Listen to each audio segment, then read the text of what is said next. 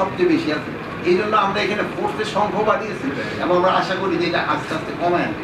আমার মনে হয় মাদকের সমস্যাটা কিছুটা কমে আসছে, এলিমিনেট হয়নি।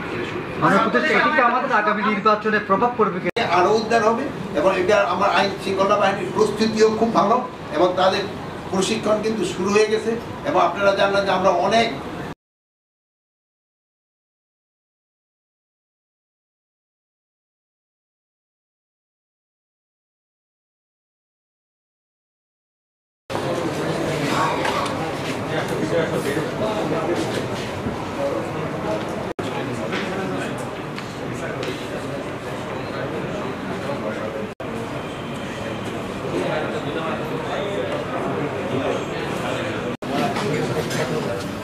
আমাদের সবচেয়ে অন্যান্য বিয়েতে আসে না তা না, কিন্তু এই এলাকাতে যে সবচেয়ে বেশি আছে।